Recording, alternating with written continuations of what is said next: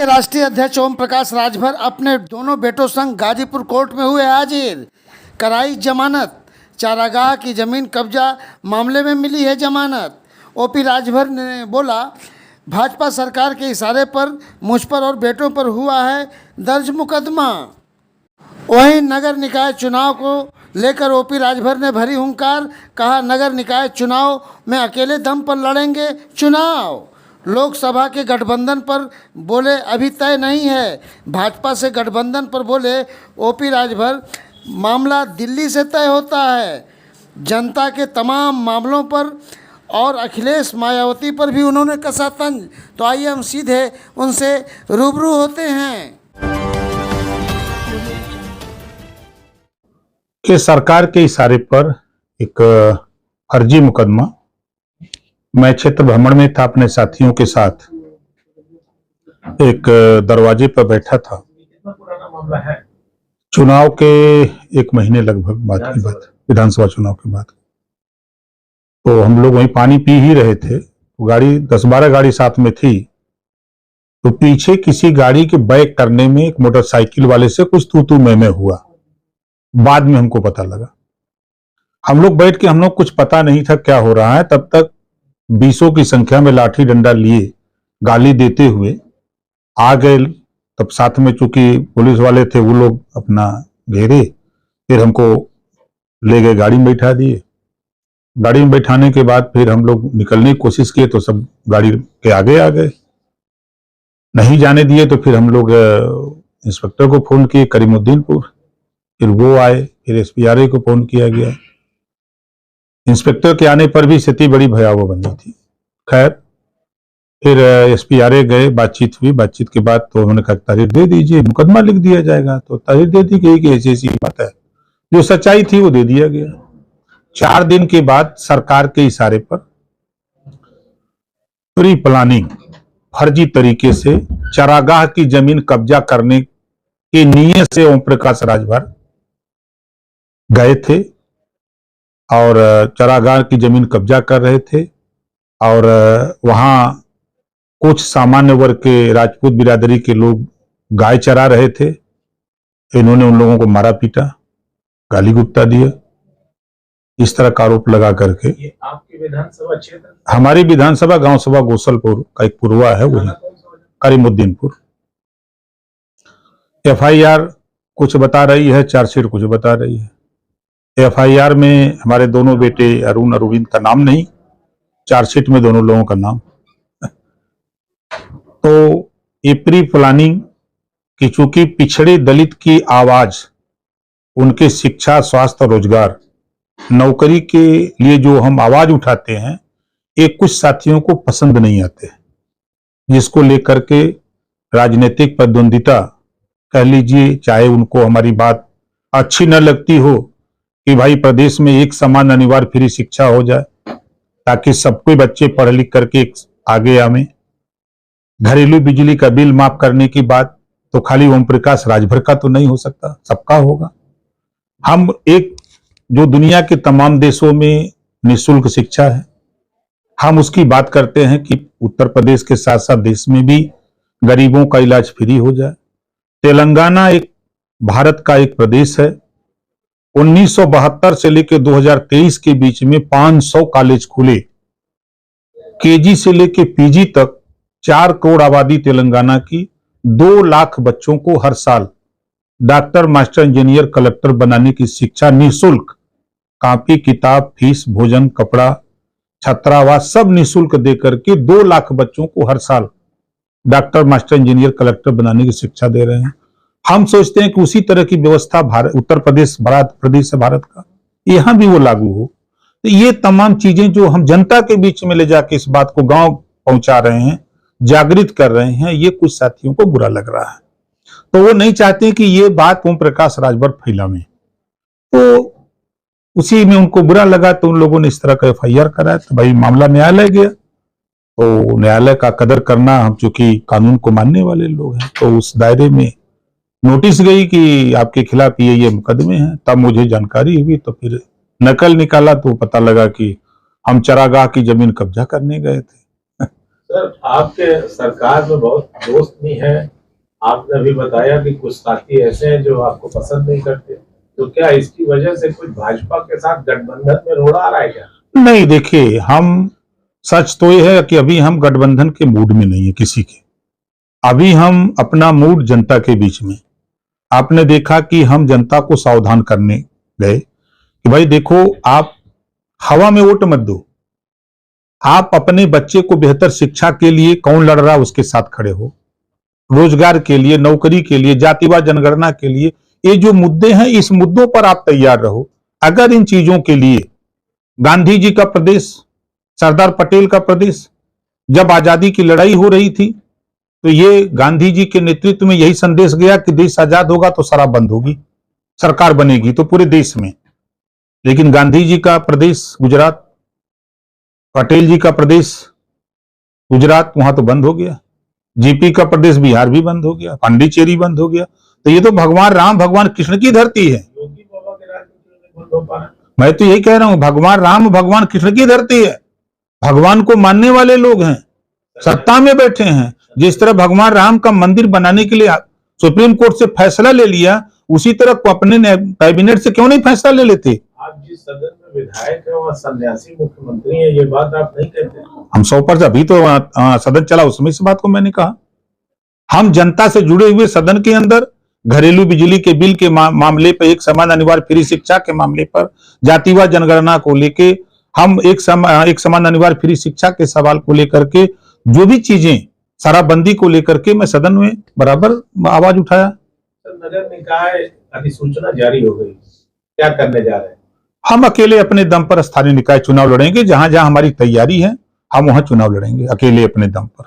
आज मायावती जी ने press conference करके उत्तर प्रदेश सरकार के बारे में काफी हमला बोला है।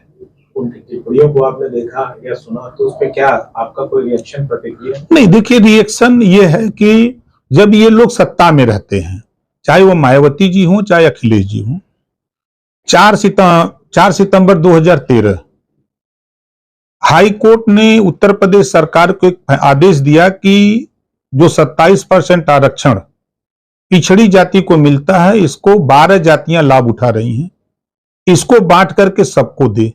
मुख्यमंत्री कौन था? अखिलेश जी। नहीं समझ में बात आई। 14 सितंबर 2013 हाई कोर्ट ने दूसरा आदेश दिया कि उत्तर प्रदेश सरकार एक समान शिक्षा लागू करे। मुख्यमंत्री कौन? अखिलेश यादव जी। नहीं, 4 बार सपा की गवर्नमेंट थी, 4 बार की गवर्नमेंट में जातिवाद जनगणना याद नहीं आई। मुख्यमंत्री थे तब भी याद नहीं आई। जब सरकार थी, पटेल, मौर्य, कुशवाहा, बिंद, केवट, मल्ला, राजभर, आर्य, कर्कवंशी, बंजारा, बहेलिया, खंगार, नहीं याद आया। 7 वोट बड़ी संख्या में दिया मुसलमान, जुल्हा, दुनिया अंसारी, साईं दर्जी, फकीर, शेख सैयद पठान, बड़ी संख्या में वोट दिया। क्या किया? चाहे बसपा की गवर्नमेंट, मायावती जी आज जो बोल रही हैं, आसमानदा की बात कर रही हैं, चाहे अखिलेश जी कर रहे हो, सरकार में ये लोगों के पास कोई है सबूत कि आजादी के बाद नौकरियों में मुसलमान 38% था? कांग्रेस ने इतना विकास किया, बसपा सपा ने इतना विकास किया कि आज 1% नहीं रह गए। अगर ये सरकार थी इन लोगों की, इन लोगों ने किया होता तो आज ये नौबत बोलने की मायावती जी को नहीं आती। सरकार रहते हुए तो ये लोग सोचते हैं कोई दिखाई नहीं देता है, दूसरी कौम दिखाई नहीं देती है।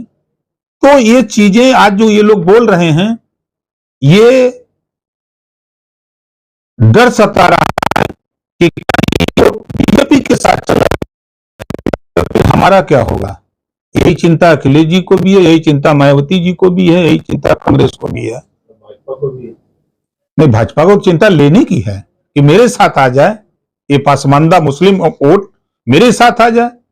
तो फिर इन लोगों की जो डरवाते हैं, मैं तो खुद कहता हूं कि बसपा सपा कांग्रेस से डरवाती है कि बीजेपी खा जाएगी। बीजेपी मुसलमानों का नुकसान कर रही है। अगर बीजेपी खा जाएगी, मुसलमानों का नुकसान कर रही है, तो मुसलमान के जो लीडर हैं, जो हिया गुलामी करते हैं बसपा सपा कांग्रेस में, यही काम वहां करें, वहां खड़े हो जा तो नहीं इनको खाएगी, नहीं इनको डरवाएगी। वहां भी अपना ही, जब यहां भी अपना हिस्सा नहीं मांग पा रहे हैं, वहां भी कम से कम सुरक्षा तो रहेगी। क्यों इनके चक्कर में पड़े हैं? हम बीजेपी की वकालत नहीं करते हैं, जो डरवाते हैं। जिस दिन मायावती, अखिलेश और सोनिया बीजेपी का भय दिखाना मुसलमानों को छोड़ दें, इन पार्टियों की राजनीति खत्म हो जाएगी। अखिलेश यादव की मीटिंग में बाबा भीमराव अंबेडकर की भी तस्वीरें लगने लगी। याद होगा जब हमारा गठबंधन था तो बैनर पे महाराजा सुहेल देव जी की फोटो थी, याद होगा। गठबंधन टूटा, फोटो हट गई।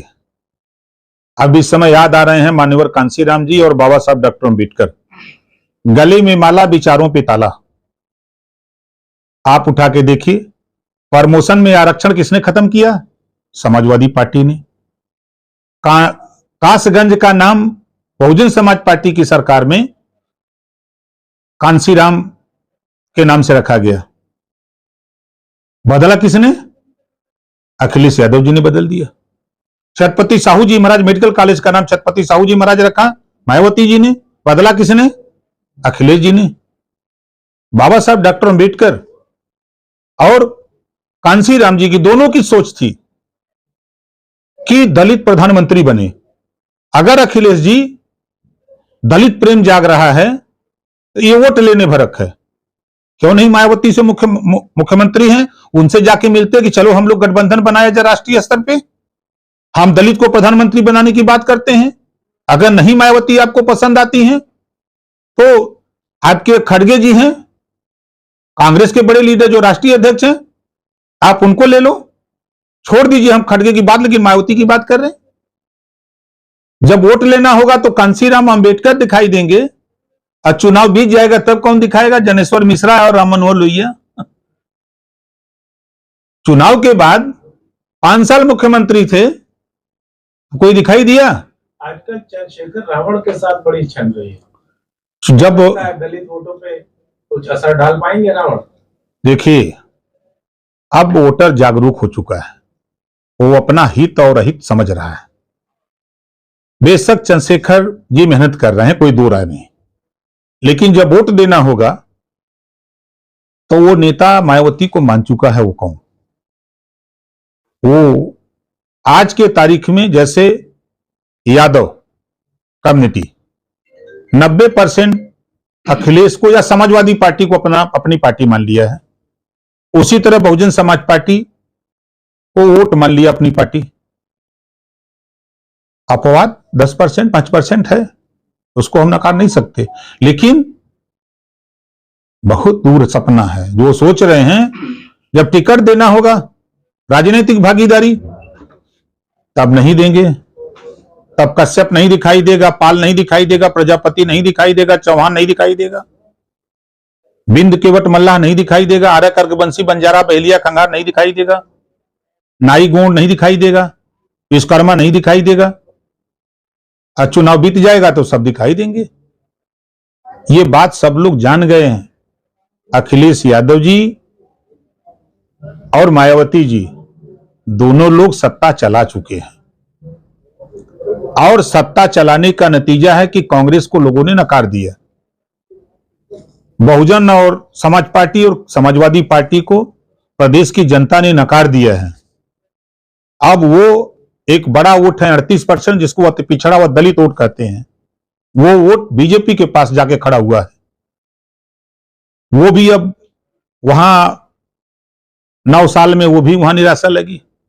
चाहे वो सामाजिक न्याय समिति की रिपोर्ट लागू करने का सवाल हो, चाहे रोहिणी आयोग जो गठित हुआ उसकी रिपोर्ट लागू करने की बात हो, हाई कोर्ट तक को दखल अंदाजी देके बयान देना पड़ रहा है ना कि 69,000 शिक्षक भर्ती में घोटाला हुआ है, सरकार इसको दे इनका हिस्सा। 68,500 में रिजर्वेशन वालों को 5% छूट मिलती है, 22,000 बच्चे इस वेटिंग में है, नहीं मिला। आप राम गोपाल यादव जी 100 मुकदमे जिसके ऊपर हैं उसको बचाने के लिए मुख्यमंत्री से मिल सकते हैं, लेकिन 69,000 शिक्षक भर्ती में घोटाले के मामले पे क्यों नहीं मिलते? आज बड़े पैमाने पर भूमिहीनों को भूमाफिया बना करके उनके उजाड़े जा रहे हैं। आपके गाजीपुर में कई मामले आ रहे हैं, जो दशकों से सरकारी जमीन पर बसे हैं, चाहे वो जीएस बंजर आबादी मुरगड्डा की जमीन हो। आप उनको उजाड़ा जा रहा है, तो आप किस बात के नेता आप लोग हो? आप ओम प्रकाश राजभर इस मुद्दे को लेकर अगर मिलता हूं योगी जी से, अखिलेश जी कहते हैं कि तो बीजेपी के साथ जाते हैं। राम गोपाल मिले तो कोई दिक्कत नहीं, हम मिले तो दिक्कत पैदा हो रही है। सर, आपके विधायक जो हैं अब्बास अंसारी, उनके परिवार के ऊपर भी काफी कार्रवाई हो रही है, अंसारी परिवार से कि जो कार्रवाई हो रही है वो पहले की कार्रवाई है। जब से वो हमारे साथ हैं तब से अभी कोई मुकदमा ऐसा नहीं लिखा गया। जो मुकदमे लिखे गए हैं वो उनके पिताजी के समय जांच जो चल रही है, चाहे वो ईडी की कार्रवाई हो चाहे सीबीआई कार्रवाई में, अगर पूछताछ में कोई बात आई है तो उसी मामले में हो रहा है। सर, अभी जब अधिसूचना जारी हुई कल, AK शर्मा जी का बयान आया, जो ऊर्जा मंत्री, जी नहीं, नगर विकास ऊर्जा, उन्होंने कहा कि डबल इंजन की सरकार है और ट्रिपल इंजन की सरकार बनाने के लिए भाजपा को जिताइए। इस बात से कितना इत्तेफाक रखते हैं? क्या विकास होता है इस तरह के जुमलों से? देखिए, जुमलों से तो विकास नहीं होता है, धरातल पे काम करने से होता है। बेशक स्थानीय निकाय चुनाव स्थानीय मुद्दे होते हैं, नगर पंचायत, नगर पालिका और नगर निगम की बात करें तो वहां ज्यादातर कोई सीवर की समस्या है, पानी की समस्या है, बिजली की समस्या है, जो वहां की लोकल समस्या को लेकर के लड़ाई होती है। राष्ट्रीय मुद्दे तो बोर हो जाते हैं स्थानीय निकाय चुनाव में। तो इन मुद्दों को लेके अब उनका है कि चूंकि उस विभाग से मंत्री हैं तो वो नगर पालिका के विकास तो कर सकते हैं, लेकिन ग्राम पंचायत का तो विकास नहीं कर सकते। तो वो अपने जो क्षेत्र है, जो दायरा है, वो संदेश दे रहे हैं कि भाई हम जो ये चुनाव हो रहा है, अब उनके हिसाब से तीसरा इंजन, अभी तो डबल इंजन सुने थे, अब पंचायत चुनाव आ जाएगा तो उसका चौथा इंजन करेंगे, कई इंजन लगाएंगे। अभी तो दुनिया इंजन में बॉम्बे पहुंच जाती है ट्रेन। नहीं, जैसे उनका ये कहना है कि हमारी सरकार है और हमारा चेयरमैन बनेगा या सभासद बनेगा तो विकास करेगा। इसका मतलब कि दूसरी पार्टी का चेयरमैन होगा तो आप उसको धन नहीं देंगे? आपके कथनानुसार अगर दूसरी पार्टी का चेयरमैन होगा तो वो विकास नहीं करेगा, वो विनाश करेगा। जो नाली बनी उसको खनवा के फेंकवा देगा। मतलब विपक्ष का अगर आदमी आएगा तो उनका कहने का मतलब है कि वो उतना विकास नहीं कर पाएगा। तो क्या लगता है, सरकार रोड़ा भी डालती है क्या विपक्षियों से? अब जिस तरह विपक्षी चिल्ला नहीं रहे हैं ईडी से, कोई सीबीआई से, अब हम खुद गवाह हैं, आज जमानत कराए। तो ये धमकाना, डरवाना, चमकाना, तो वो तो शोले वाली फिल्म है कि जो डर गया वो मर गया। सर, एक अहम सवाल है कि जिस गाजीपुर फिजौराबाद सीट से आप विधायक हैं, यहाँ पे सांसद है अफजाल अंसारी लोकसभा के, नहीं, वो हमारे यहाँ नहीं, गाजीपुर, अच्छा गाजीपुर जिले से नहीं, ठीक। आपके बड़े करीबी भी हैं, उनके ऊपर एक 15 तारीख को फैसला भी आना है। तो आपको क्या लगता है कि जो इस तरह के फैसले जनप्रतिनिधियों के खिलाफ आ रहे हैं, अगर इस तरह के फैसले आते हैं तो लोकतांत्रिक व्यवस्था में ठीक है? क्योंकि अभी एक बड़ा केस जो है वो गांधी परिवार, राहुल जी का है। नहीं, देखिए, लोकतंत्र के लिए खतरा है। कोई भी जनप्रतिनिधि अगर अपने क्षेत्र में जा रहा हो, कहीं जनता कोई घटना हुई हो, सड़क पर जाम लगाया हो, तो जनप्रतिनिधि को तो उतरना पड़ेगा गाड़ी से, उनके बीच में खड़ा होना पड़ेगा। अब उनके ऊपर ही मुकदमा लिखा जाएगा। अब मुकदमा लिखा गया, अब उसमें उस जनप्रतिनिधि का क्या कसूर है? तो उस आधार पे अगर कोई उनकी सदस्यता चली जाए तो ये लोकतंत्र के लिए खतरा है। जो कानून बना है, अदालतें जो फैसला दे रही हैं उसका स्वागत है, लेकिन उस कानून में लोकसभा में सत्ता पक्ष और विपक्ष दोनों को मिलकर के संशोधन कराने की जरूरत है। सर, आगामी लोकसभा चुनाव भी आने वाला है, माना जा रहा है कि निकाय चुनाव सत्ता का सेमीफाइनल है, तो किसके साथ ओम प्रकाश राजभर का गठबंधन होने जा रहा है? देखिए, जब जब चुनाव आता है तब आप लोगों की तरफ से यही सेमीफाइनल होता है। बाई इलेक्शन हुआ तब भी सेमीफाइनल था, पंचायत चुनाव हुआ तब भी सेमीफाइनल था, अब निकाय चुनाव है तब भी सेमीफाइनल है। अभी तो हम समझ ही नहीं पा रहे हैं कि सेमीफाइनल होता कौन है। फाइनल से पहले वाला अभी हो सकता, बाई इलेक्शन में भी हो सकता है। तो क्या देखिए, अभी जो प्रदेश और देश में गठजोड़ की राजनीति चल रही है, उस गठजोड़ की राजनीति में अभी जब तक फिगर क्लियर ना हो जाए कि गठबंधन, जैसे अखिलेश जी कह रहे हैं हम तीसरा मोर्चा बना रहे हैं, अभी दूसरा बना नहीं, वो तीसरा कहीं बना रहे हैं भैया? बीजेपी के खिलाफ अगर दूसरा मोर्चा बना होता तब बात तो समझ में आती कि तीसरा मोर्चा बना रहे हैं। इसका मतलब कि अखिलेश जी बीजेपी को जिताने के लिए तीसरा मोर्चा बना रहे हैं। तीसरे मोर्चे में ममता जी, केसीआर, लालू जी, अखिलेश जी को कई वोट दिलाएंगे? वोट वाले के यहाँ क्यों नहीं जाते? मायावती जी के पास 12% वोट है, मुहर है ना चुनाव आयोग की। कांग्रेस के पास वोट है यूपी में, राष्ट्रीय स्तर पे दोनों पार्टियों के पास वोट है। आप उनसे गठबंधन क्यों नहीं करते? ओम प्रकाश राजभर वोट है ना। ये तीनों जितना मुख्यमंत्री केसीआर हो, ममता जी हो, चाहे लालू जी हो, जितना तीनों मिल के वोट दिलाएंगे उसका 1000 गुना ज्यादा वोट हम दिलाएंगे। इतना तो है ना कुबत अपनी। लेकिन ये बिना वोट वालों को गुलिया करके क्या चाहते हैं? मुसलमानों को गुमराह करके कि हमारे साथ रहो, साथ न छोड़ दें, यही काम का दिखा रहे। मुसलमानों को कितने दिन धोखा आप दोगे? ऐसा क्यों कर रहे हैं अखिलेश देखिए, ईडी और सीबीआई से सब लोग डर रहे हैं। ये भय सता रहा है। इस नाते ये गवर्न होते हैं, रात को चोरी से जाते हैं, गुलदस्ता देख चले आते हैं। 5 जून की घटना आप देखिएगा, गूगल बाबा से मांग लीजिएगा, मिल जाएगा। नेताजी नहीं हम लोगों के बीच में, दोनों लोग गए थे, गुलदस्ता दे के चुपचाप मार के चले आए। ओम प्रकाश राजभर की निगाह में देश में प्रधानमंत्री पद का सबसे उचित दावेदार कौन है?